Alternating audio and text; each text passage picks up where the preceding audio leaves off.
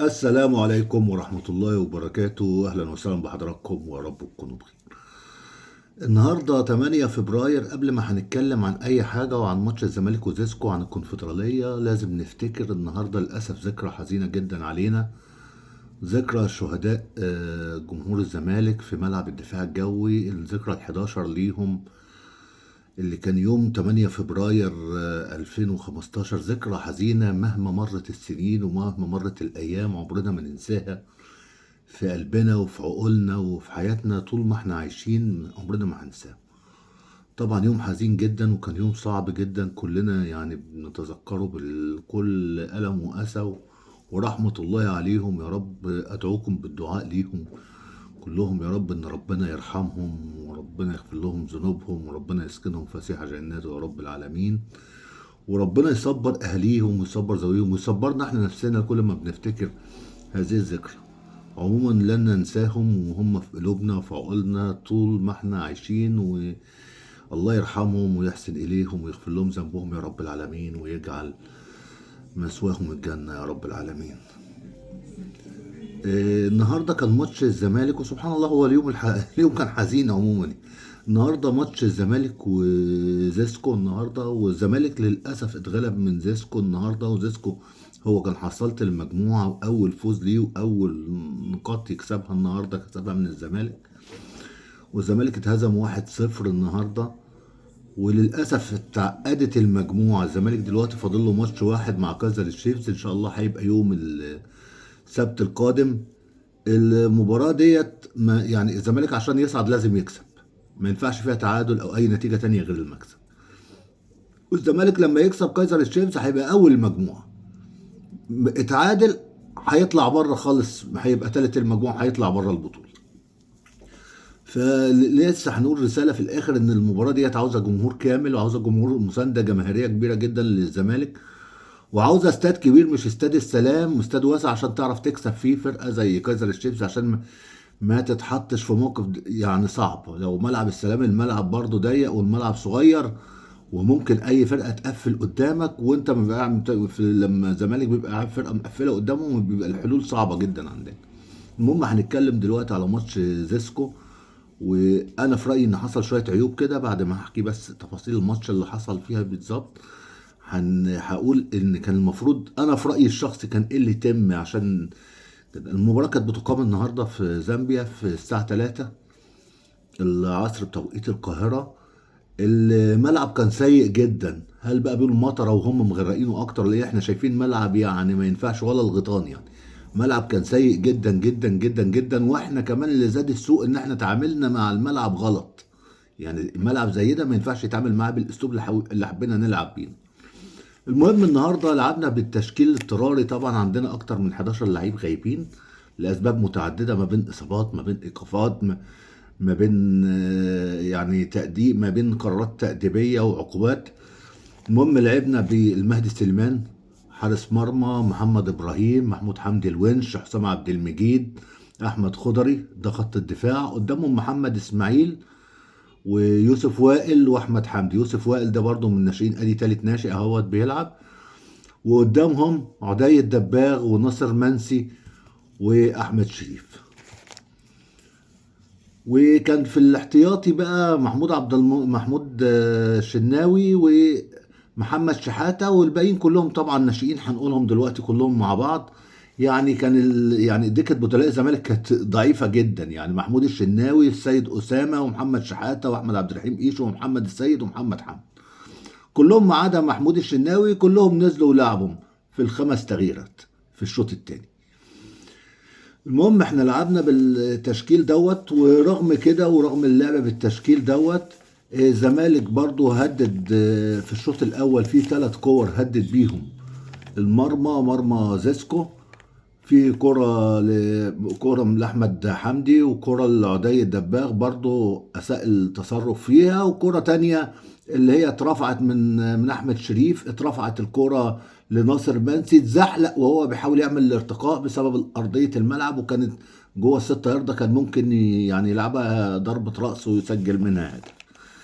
يعني اول فرصه الزمالك كانت في الدقيقه 11، هجمه من جهه اليمين، احمد حمدي تباطأ في الكوره، كان على شماله احمد شريف، كان ممكن يلعبها له يجيب جون زي الجون اللي جابه في الماتش بتاع كهرباء الاسماعيليه، ولكن هو حب يرقص ويرقص رقص، وبعدين في الاخر ما شاطش، راح بيهيئها لمحمد اسماعيل بره المنطقه، محمد اسماعيل شاط الكره قلشت طلعت بره خالص. بعد كده الدقيقه 31 عدي الدباغ برضو اللي قلت الكره اساء فيها التصرف، رغم ان في اتنين عن هو جاي من عند الوينج اليمين، وفي اتنين من في الناحيه الثانيه، اتنين احمد شريف، اتنين مهاجمين فاضيين خالص، يعني اي لو راحت الكره اتلعبت الكره لاي مهاجم فيهم يروح انفراد كامل. برضو اساء التصرف فيها، اتقطعت منه الكوره واتقطعت منه الكوره. الكوره الثالثه بقى اللي هي بتاعت اللي هي اترفعت الكوره من احمد شريف لناصر منسي، وناصر منسي اتزحلق فيها. في الوقت دوت مهدي سليمان، وانا في رايي ان هو مهدي سليمان النهارده هو الحسنه الوحيده للزمالك في الماتش النهارده.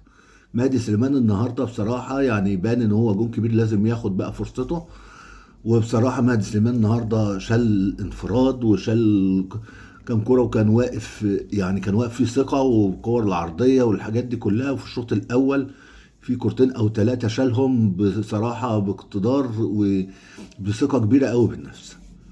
في الشوط الثاني بقى بدأنا الشوط الثاني الزمالك كان مش عارف كاشش ليه كده فيه، وبدأوا هم جابوا جون، ولكن الحكم حسبه تسلل، وهو فعلا كان فيه تسلل. كان من ناحية الوينج اليمين بتاعه، اتلعبت الكرة بالعرض وقابلها اللعيب، بس هو كان متسلل وأحرز منها هدف بسهولة جدا، كرة أرضية كده ولعبها برجليه على يمين الحارس مهدي سليمان. وبعديها في الدقيقة 60 في ضربة جزاء على أحمد خضري، يعني هي تهور شويه من احمد خضري، والحكم كان بيحسب كل حاجه. انا على فكره مش هتكلم عن الحكم، لان الحكم كان بيحسب هنا وهنا، كان على اللمسه بيحسب. حسب ضربه جزاء ودخل شاط ضربه جزاء لاعب زيسكو، دخل شاط ضربه الجزاء، واحمد ومهدي سليمان. مهدي سليمان صدق يعني الكرة خلاص كان بيصدها كده، بس هو كان سابق الكرة والكرة دخلت منه، يعني كان قريب جدا انه يصد الكرة. وبدأ الزمالك بعد كده برضو يهاجم تاني بعد الهدف بتاع زيسكو. عدي الدباغ ضيع انفراد وهو يعني على حدود الستة ياردة، والكرة منها جت على يمينه وراح مضيع الانفراد. وبعدها حسام عبد والكرة تانية، دول الكورتين، الكرة التانية اللي هم الكورتين الخطيرين قوي. الكرة تانية في الدقيقة 90 في الوقت بدل ضيع الدقيقة الرابعة بعد الدقيقة 90. حسام عبد المجيد كرة مرفوعة لعبها بالهيد، جت جت في العارضة وطلعت بره. بس كان لعبها برضه في نص الجون لو موجهه لزاويه ولا حاجه، لان حتى لو ما كانش لو ما كانش في يعني ما جاتش جت في العارضه، كان الجون هيصدها سهله جدا لانها كانت في نص الجون.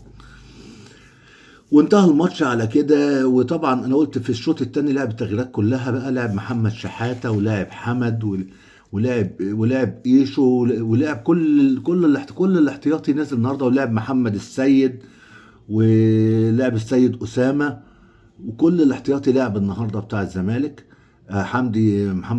محمد حمدي طلع، ويوسف وائل طلع، اللي هو يوسف الفرنسي طلع، وكمان محمد ابراهيم طلع لان كان بيعاني، كان في كدمه كده بيعاني من الكدمه ديت.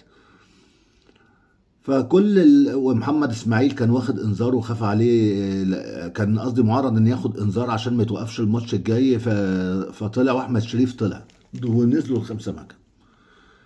النقطة بقى عشان بس نتكلم، النقطة بقى اللي انا باخدها النهارده على الكابتن معتمد جمال. مش عارف بقى، انا ما كنتش معاه، مش عارف هل هو كان في تعليمات واضحة للعيبة ولا لا، ان انت بتحب تحاول تحضر من تحت. ده ملعب ما يتحضرش عليه كوره، ده ملعب ما يتمشيش بيه كوره، وملعب ما تتقلش على الكوره وتحاول تستحوذ على الكوره وتحاول تعدي واحد على واحد، او تحاول تستقبل الكوره وتعدي.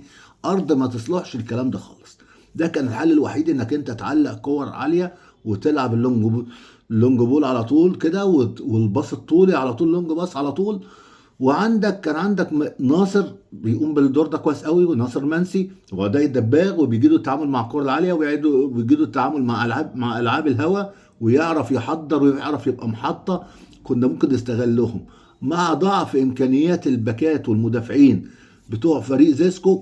كنت هتقدر تغلطهم، هيقلش، هيغلط، هيعمل ضربه جزاء، هيعمل حاجه زي ما عملوا برضو فاول على حدود المنطقه بغشم كبير جدا، وناصر منسي لبس اللعيب الفاول على حدود المنطقه، بس للاسف اتشطت الكره بره خالص.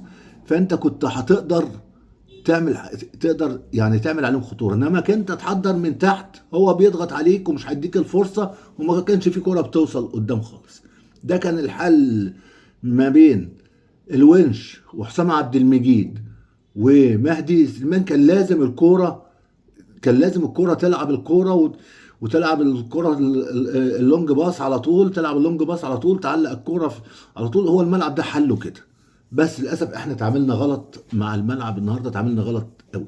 تاني حاجه النهارده، انا مهدي سليمان انا بصراحه مقتنع بيه من اول ما جه الزمالك على فكره، رغم سنه. وانا في رايي ان هو وعواد هو اللي هم الحراس اللي الزمالك يعتمد عليهم. وطبعا محمد صبحي حطنا في موقف، وانا قلت الموقف ده من ساعه الهدف ما دخل فيه في الماتش بتاع كايزر تشيفز هناك في اخر دقيقه، ان قلت ربنا يستر ما يكونش ثمنه كبير الهدف ده. وحصل اهو الموقف الصعب اللي احنا اتحطينا فيه، واحنا محطوطين في وقت زنقه. ازاي الفرقه راجعه تلعب يوم الاربعاء مع سموحه، ويوم السبت مع كايزر تشيفز، وبعديها بيومين هتلاعب سيراميكا في الكاس. فانت الثلاث بطولات على المحك في اسبوع واحد. كان زماننا مريحين حتى الماتش دوت. كان الماتش اللي جاي ده بتاع الكونفدراليه خلاص ضمننا الصعود، وعرفنا ان احنا اول مجموعه، وكان خلاص الموضوع بقى بنلعب ريلاكس خالص، وبنجرب اللعيبه التانيه وبنلعب براحتنا خالص، والموضوع كان خلصان. وحتى كمان يعني ما كناش هنضر حد، لان كان المصري كمان هيبقى ضامن كمان صعوده، لانك انت عطلت خلاص كايزر شيفز، خلاص طلعته من اللعبه خلاص، كان طلع من اللعبه خالص، وكان الموضوع يبقى سهل جدا. انما هو بهفوه زي دي، مش هفوه، باهمال ويعني وعدم مسؤوليه زي الكوره ديت، ما تخشش في عيل صغير، في طفل صغير، وصلتنا للي احنا فيه ازاي. اهو ادينا. مش هتكلم على قبل كده ايه، وعلى المشاكل اللي حصلت قبل كده والاسلوب وعدم الانضباط والكلام ده، انا هتكلم على ديت اهو وصلنا لايه. المهم اللي حصل خلاص. احنا ان شاء الله نركز في الماتش اللي جاي. الماتش اللي جاي احنا محتاجين نلعب في ملعب بقى، مش عارف ازاي بقى هيتلعب بقى ازاي في السلام وكده، في ملعب كده. المهم عاوزين ساعة كاملة، عاوزين الجمهور. ويا ريت لو كنا نعرف نلعب في استاد القاهرة، بس هل هينفع مع الاتحاد الافريقي وكده، او في ملعب كبير؟ لان الملعب ده، او في ملعب تاني غير ملعب استاد القاهرة، لان الملعب ده صعب جدا. ملعب السلام ملعب ضيق كده، انت بتسهل لهم المهمة، وهم عاوزين تعادل، يعني تعادل في صالحهم، والتعادل يطلعنا احنا بره البطولة خالص. فربنا يستر في الموضوع ده. تاني حاجه مجلس الاداره ما تسكتش، مجلس الاداره اطلب الساعه الكامله، وعايزين جمهور، عاوزين دعم جماهيري كبير جدا جدا جدا جدا للماتش ده، عشان الزمالك يقدر يتخطى ان شاء الله الماتش ده على خير باذن الله. ونشوف هيحصل ايه باذن الله. اهم حاجه بس نركز على الماتش اللي جاي ده ان شاء الله، ونركز على الدعم الجماهيري، ونركز على المباراه نفسها، ونركز على الملعب. وربنا كريم ان شاء الله فيه، وان شاء الله نكسب باذن الله الماتش، ونصعد لدور الثمانيه باذن الله. يلا نتقابل ان شاء الله على خير، والسلام عليكم ورحمه الله وبركاته.